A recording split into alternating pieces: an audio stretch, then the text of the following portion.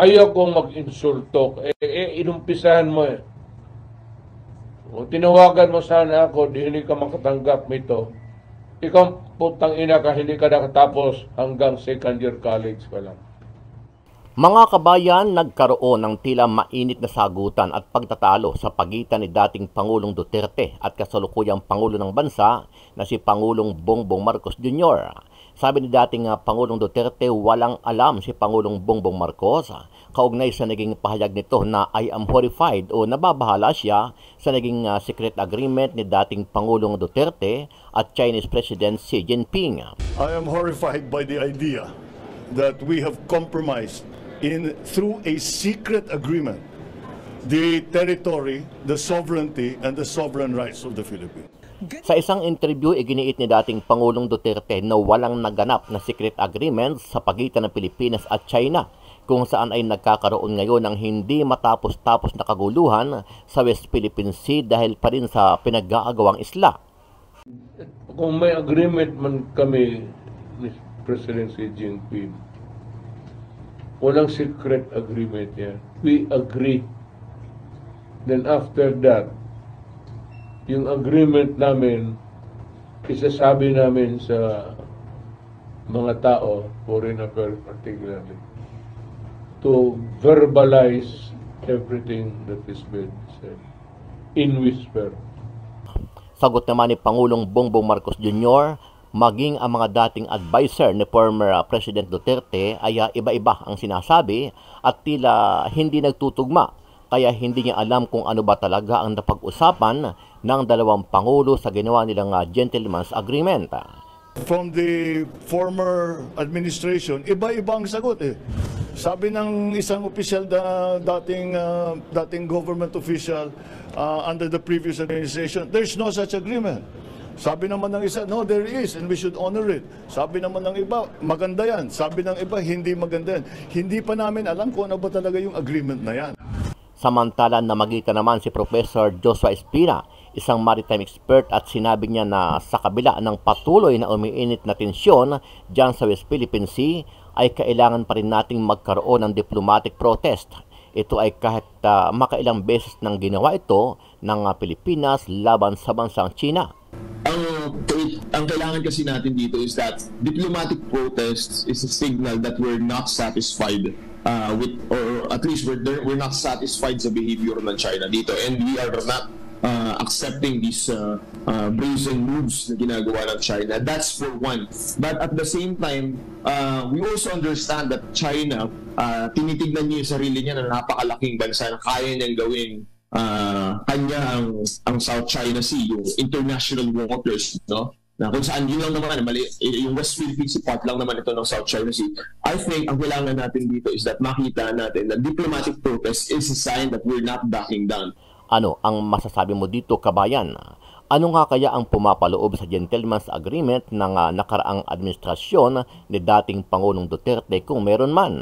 Sama-sama nating panuurin ang detalye ng balitang yan at pakicomment nyo po ang inyong mga reaksyon at sariling opinyon. Pero bago yan, muli po ako nag-iimbita sa mga hindi pa po nakasubscribe sa ating channel na Kabayan News PH, pakipindot po ang subscribe button at pakiclick na rin ang notification bell para lagi kayong updated sa mga bagong upload natin na legit at napapanahong balita. Maraming pong salamat. Nagbabala naman si dating Pangulong Rodrigo Duterte kay Kingdom of Jesus Christ Pastor Apollo Kibuloy na huwag umunong idawit at kalad ka rin ang kanyang pangalan. Ito ay kaugnay pa rin sa mga aligasyon at paratang na ibinabato sa dating Pangulo na itinatago raw niya ang tumakas na pastor na humaharap ngayon sa patong-patong na kaso na kinabibilangan ng sexual assault at human trafficking. Ayon kay dating Pangulong Duterte, ang naturang pastor ang wanted at panawagan niyang huwag siyang idamay sa ganitong usapin.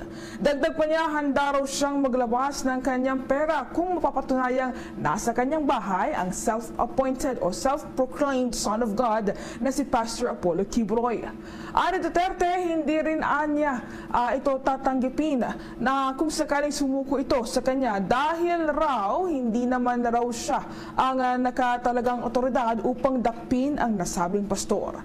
Kung maalala ito nakaraang buwan buwan lamang itinalaga nga nga dating Pangulong Duterte bilang bagong administrator ng mga ari-arian ni Pastor Apollo Kibuloy, partikular na po itong Kingdom of Jesus Christ. National Security Advisor. Advisor mo yan, Bongbong. Tanungin mo kung mayroong bang gentleman's agreement. Aywan ko, ayaw kong mag-insulto. Inumpisahan mo eh. O tinawagan mo sana ako, di hindi ka makatanggap nito. Ikaw putang ina ka, hindi ka nakatapos hanggang second year college pa lang. Dumaan ako sa lahat ng taga Foreign Affairs, Undersecretary Ingles.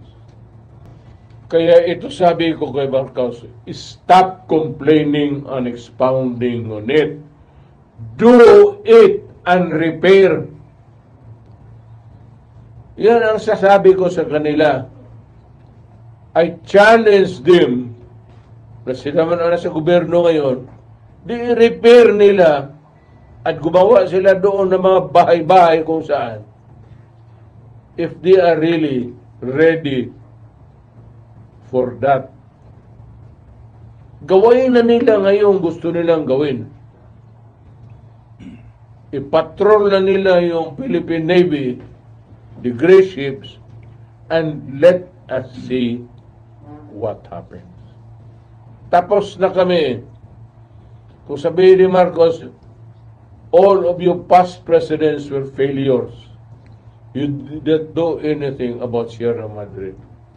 Mr. President, I am challenging you to go to Alonan with the other ships and repair it. Yan ang dapat following your subukan nila. Kami takot. Ayaw namin ng gera. Kung sa kanya, hindi ba kagera pagkos nandyan yung Navy, di gawain mo. You have the ironclad guarantee of the Navy that they will, US Navy, that they will all die for the Philippines. Kung may agreement man kami ni President Xi Jinping, walang secret agreement yan. We agree. Then after that, yung agreement namin, isasabi namin sa mga tao, foreign affairs particularly, to verbalize everything that is being said in whisper. Kung meron man agreement. During our first meeting, nandito yung cabinet ko.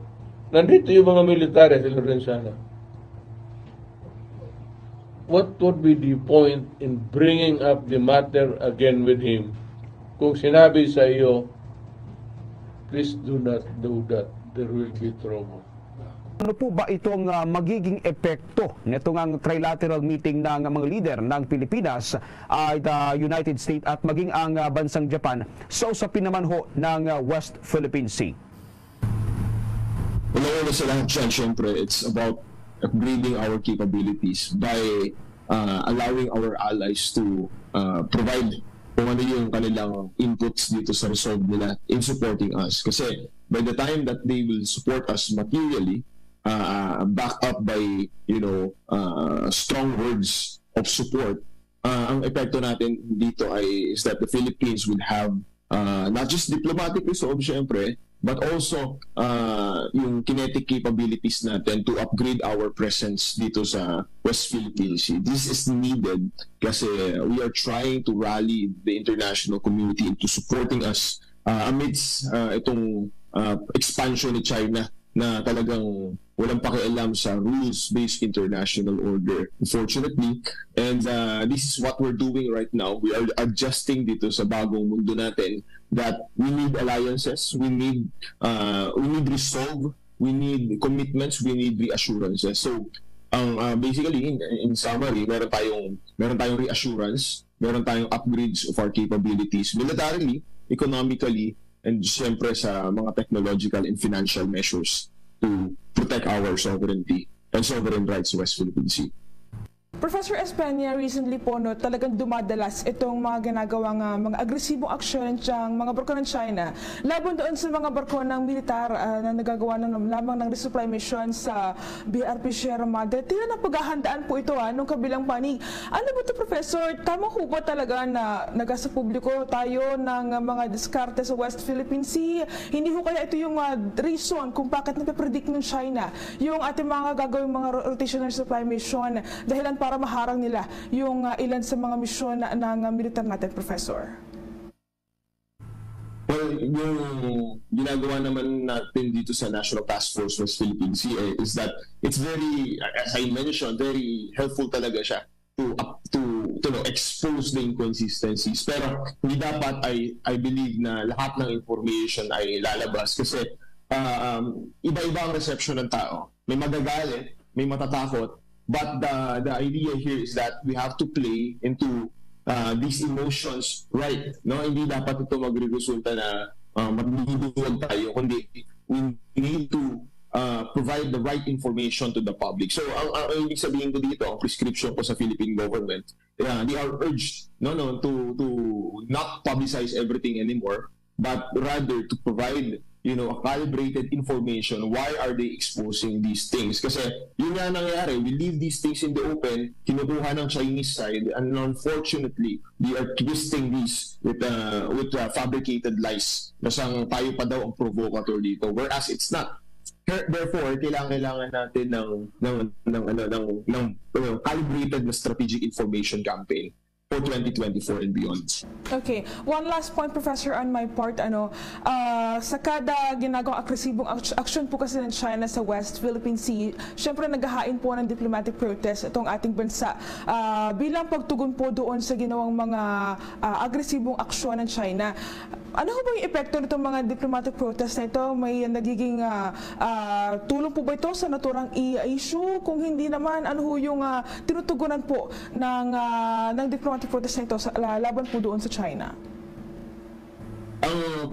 Ang kailangan kasi natin dito is that diplomatic protests is a signal that we're not satisfied with, or at least we're not satisfied sa behavior ng China dito, and we are not accepting these brazen moves na ginagawa ng China. That's for one. But at the same time, we also understand that China, tinitignan niya yung sarili niya na napakalaking bansa na kaya niyang gawing kanya ang South China Sea, yung international waters, no? Na kung saan yun lang naman, yung West Philippine Sea part lang naman ito ng South China Sea. I think ang kailangan natin dito is that makita natin that diplomatic protest is a sign that we're not backing down. But again, diplomatic protest is not the end of itself. It's just one of many tools that is available on the table. Pero hindi natin pwedeng magically assume that China will back down. That is why diplomatic protest is isa lamang na tool for that. We need the alliances ultimately to deter China from doing these things. Hence the trilateral summit na efforts na ginagawa ng administration.